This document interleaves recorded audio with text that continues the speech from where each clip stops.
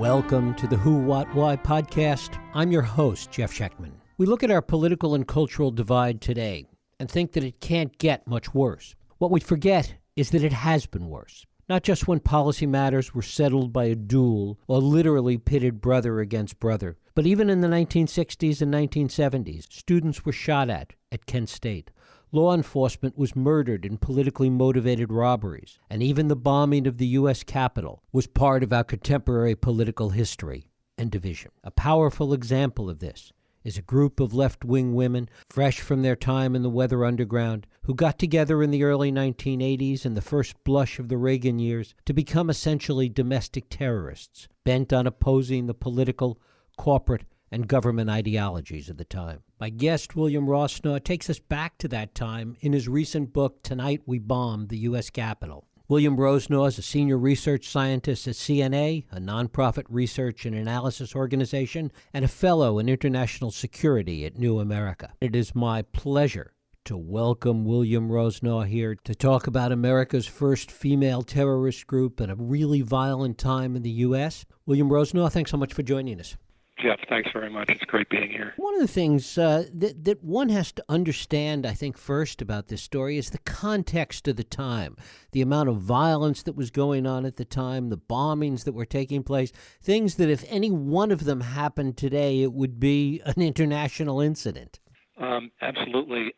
In fact, I was watching a Frontline two-parter on the political divide in the United States, the election of Trump, and there was this endless discussion by these various talking heads and journalists about how today America has never been more divided, which to me is absolutely laughable. I mean, you can talk about the 1850s and the run-up to the Civil War, things were quite a bit more divided, and you can talk about the 1960s and into the 1970s, where, as you said, I mean, there was an incredible level of political violence. There were, in the early 1970s, there were literally hundreds and hundreds of bombings in the United States a year. So, yes, we have our divisions today, certainly, but I don't think anything comparable to what was going on in these earlier periods in American history.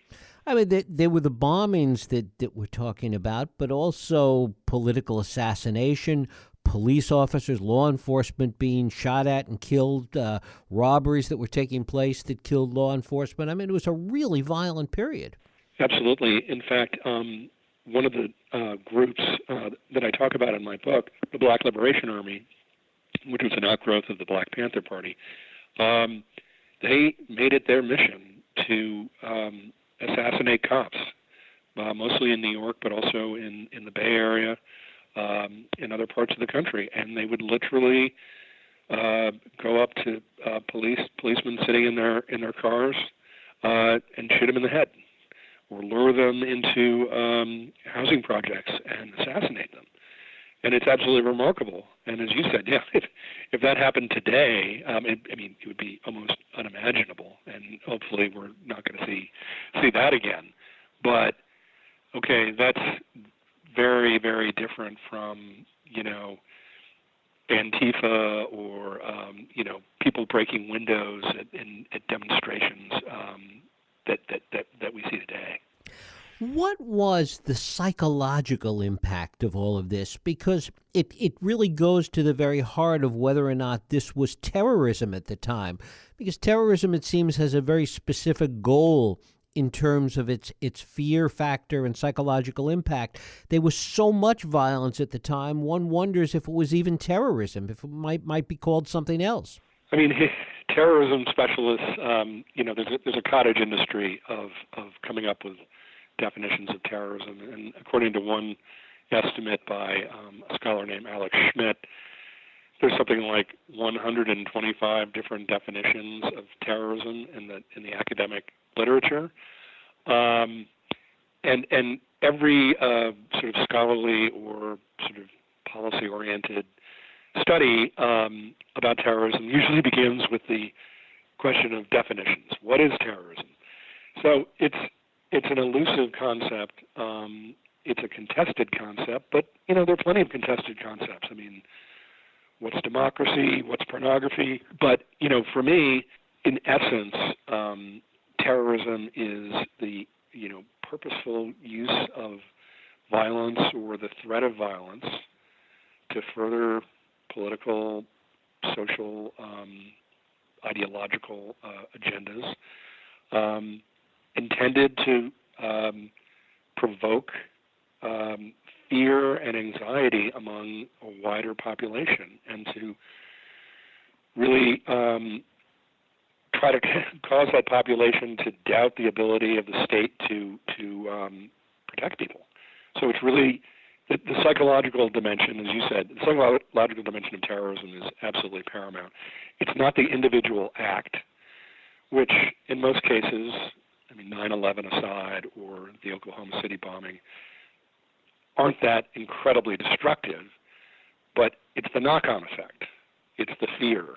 It's the popular fear. It's the anxiety that terrorists seek to provoke, and some are able to do it.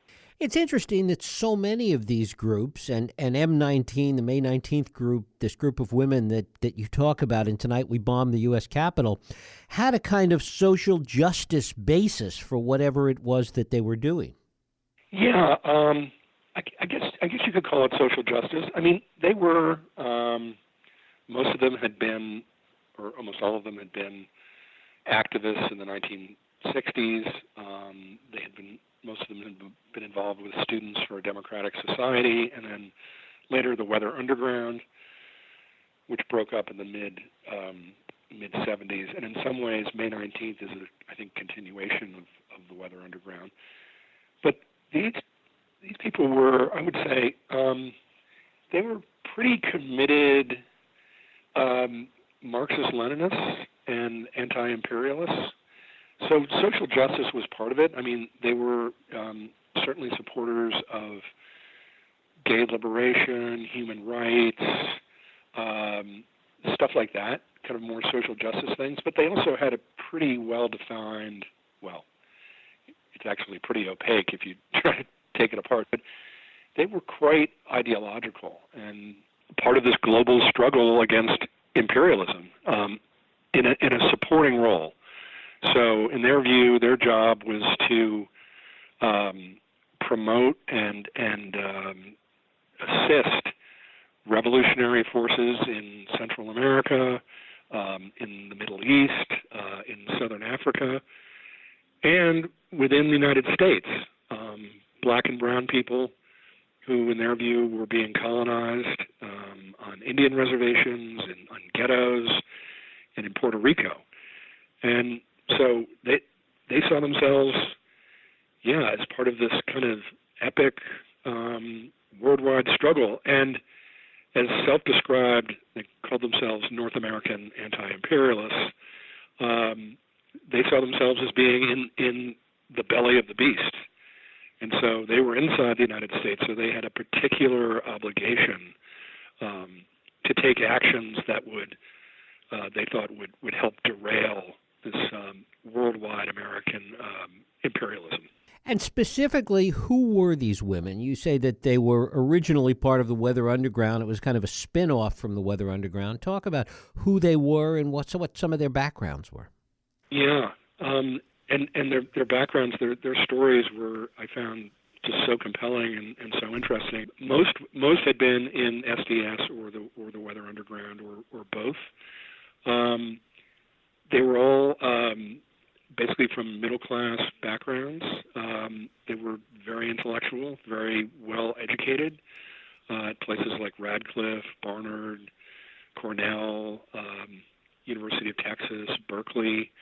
Came from, very stable, loving homes. The idea that somehow, and I guess a lot of people understandably have this idea that terrorists are somehow deranged, or they're exhibiting, or they're the product of some hideous upbringing, just isn't true.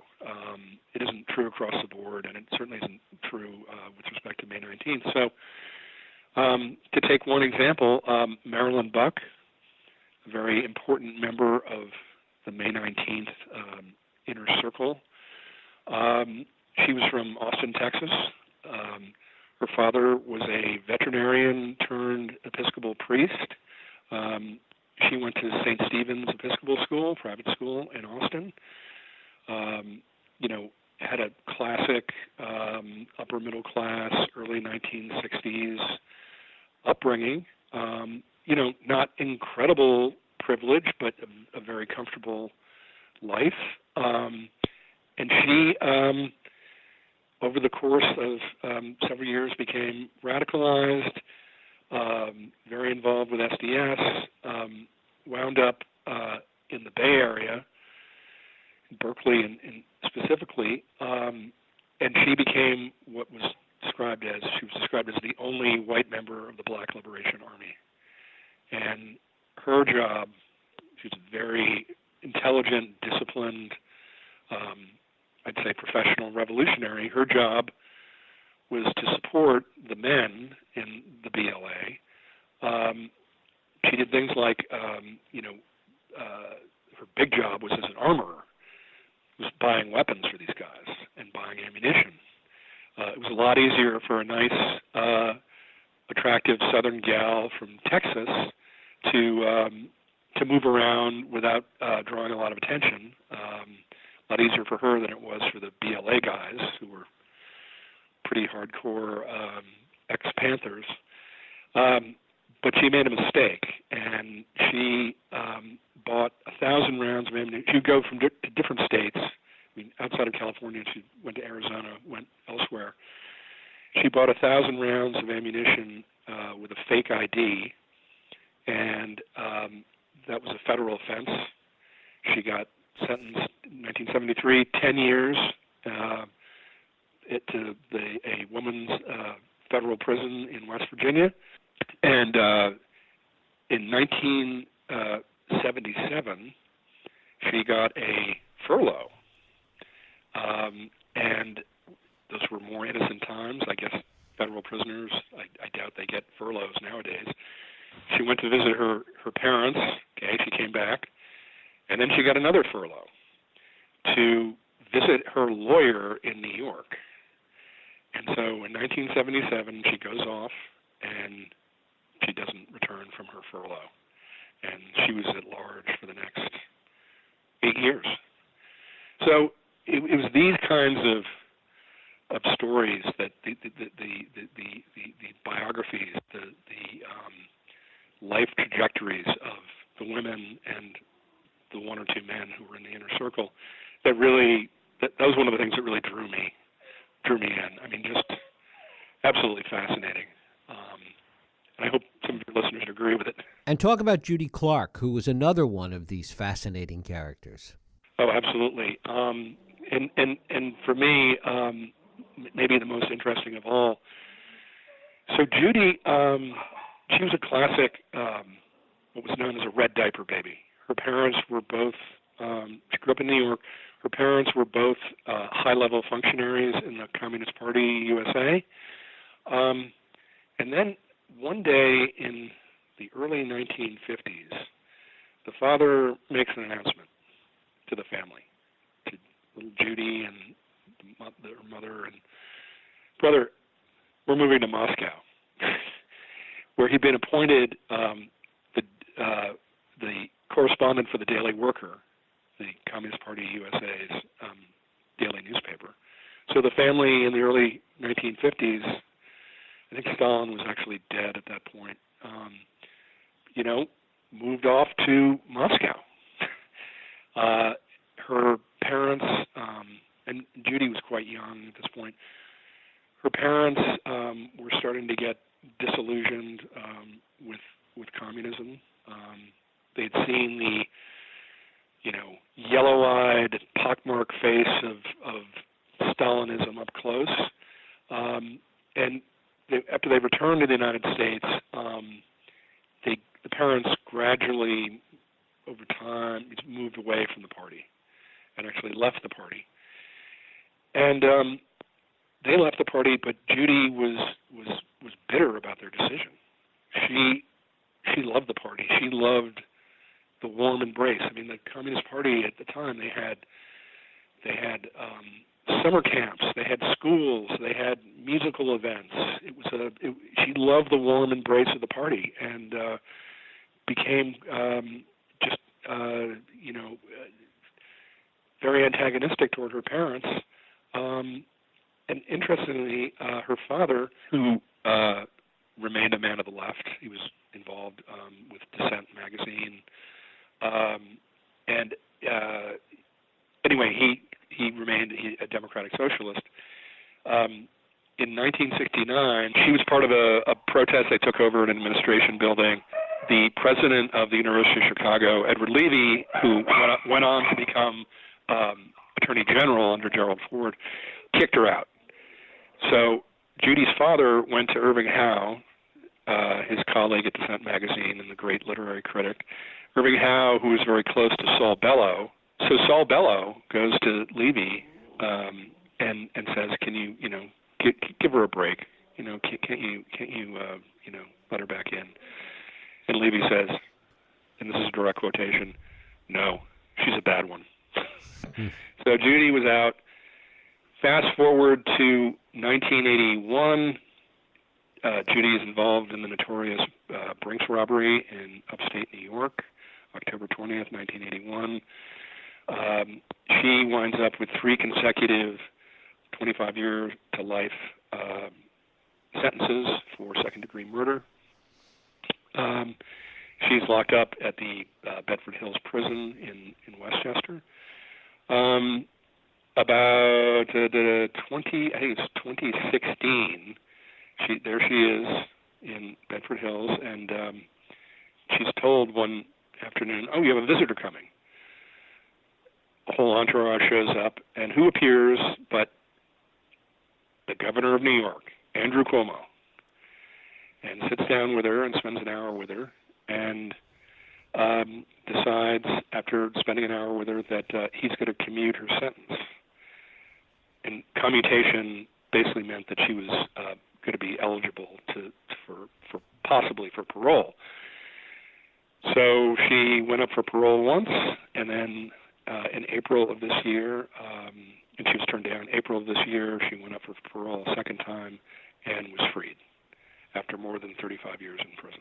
So, again, just for me, a remarkable story, and just I found just so compelling and interesting on a lot of different levels. And talk a little bit about this plot to bomb the Capitol, how it evolved, and really what the object was, because it wasn't necessarily to kill anybody. Right. Ostensibly, and if you read, they issued a communique after the fact. It was actually more than a plot. They did bomb the Capitol, and they caused, by one estimate, $1 million worth of damage with this one bombing. They didn't kill anyone. They said in their communique this had to do with the U.S. invasion of Grenada. They were protesting that. They signed the communique. They used a variety of different names. So when they issued these communiques after their bombings, and they called themselves the Armed Resistance Unit, but it was really this inner core of May 19th. And so the attack was spectacular, and as I said in the communique, they chose not to kill any of the senators.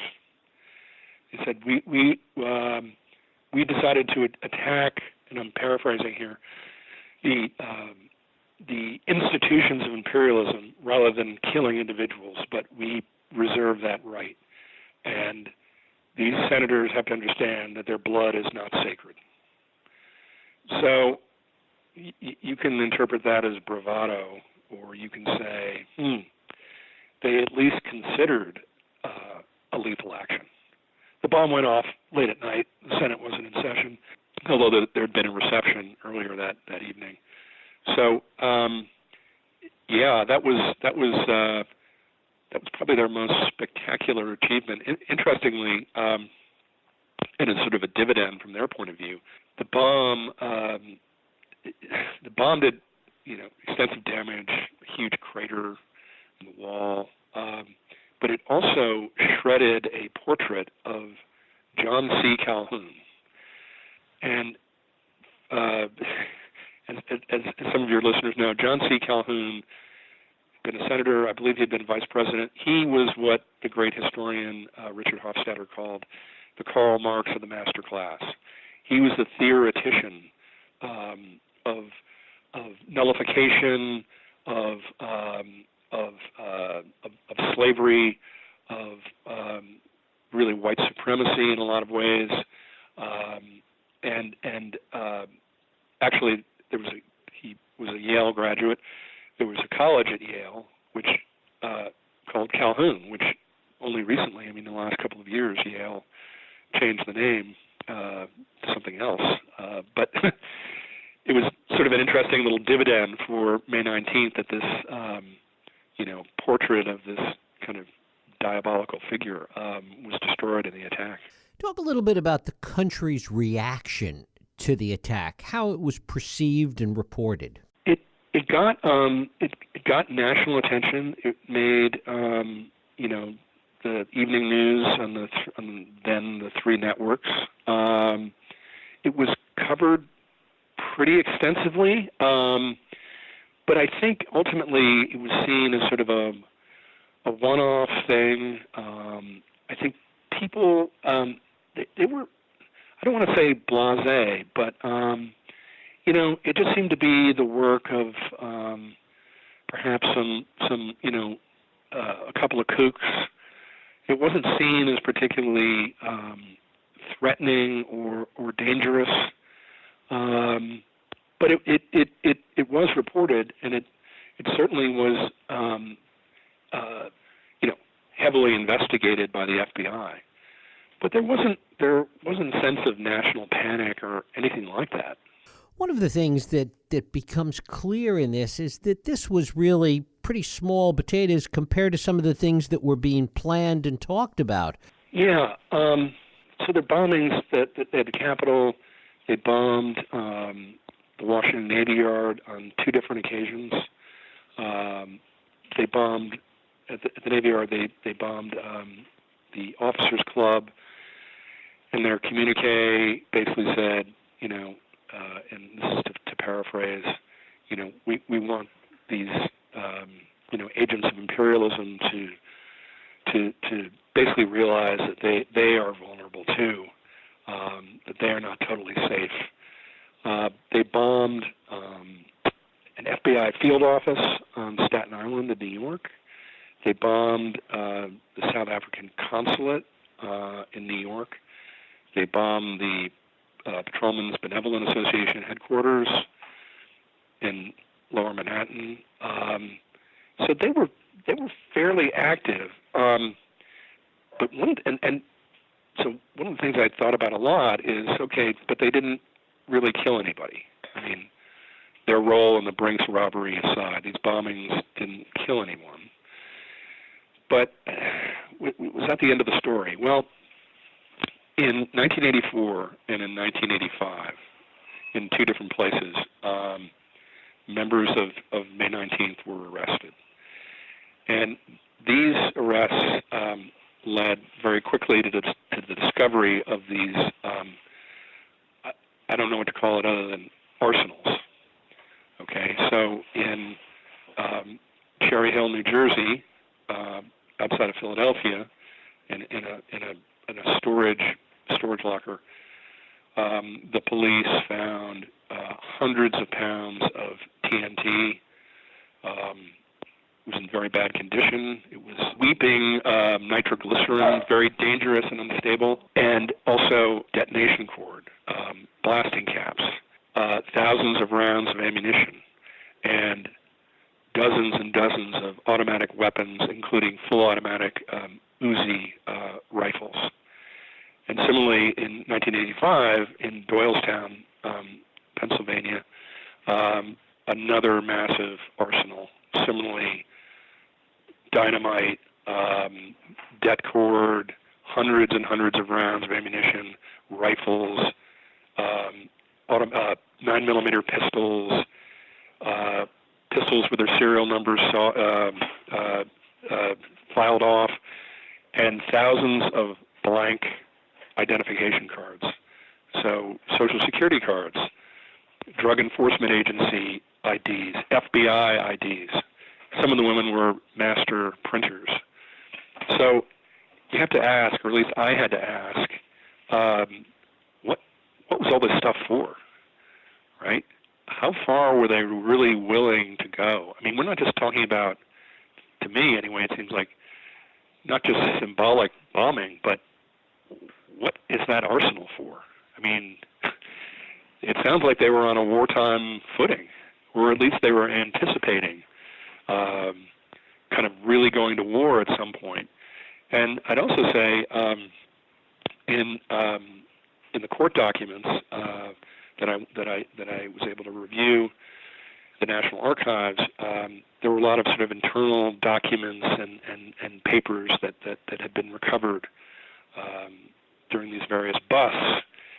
And these people were intellectuals. They spent a lot of time talking, yakking, writing position papers, and circulating them amongst themselves. And in one of these papers, it's quite chilling. One of the members is saying the time is right for what he called selective assassination, killing prosecutors, killing cops, judges, other sort of agents of imperialism. And the group, no one defected from the group. Everyone was arrested. They kept going to the bitter end in 1985. And I guess the question is, if they hadn't been stopped, how far would they have gone? Did they have a second generation that would come along? Were there people that they were mentoring that weren't arrested in the mid-'80s? You know, they had a, and this is according to the FBI. I was able to get thousands of pages of FBI documents released under the Freedom of Information Act, and they talked in these documents. The FBI talked about how May 19th, which had a whole series of front groups, like the John Brown Anti-Klan Committee, which was an early version of Antifa, and there were probably a few hundred people in these front groups, and I don't think anyone in the front groups really understood. They didn't know about this underground apparatus and this bombing. But they talked about the FBI talked about how they used these front groups as sort of recruiting grounds, talent spotting, who seemed to be really committed and dedicated. But they didn't really bring in more people. And I think part of it was they just ultimately couldn't attract people to this campaign. I mean, even the far left in the United States at the time considered, to the extent they considered May 19th at all, considered them to be, absolute wackos. And so they didn't, and they thought about they certainly thought about trying to expand this kind of inner core, but ultimately decided against it. So they never really cultivated a next generation. William Rosenau, his book about this period is The Night They Bombed the U.S. Capitol. Bill, I thank you so much for spending time with us. Jeff, it was great. Thank you very much. Thank you. And thank you for listening and for joining us here on Radio Who, What, Why. I hope you join us next week for another Radio Who, What, Why podcast. I'm Jeff Schechtman. If you like this podcast, please feel free to share and help others find it by rating and reviewing it on iTunes. You can also support this podcast and all the work we do by going to whowhatwhy.org/donate.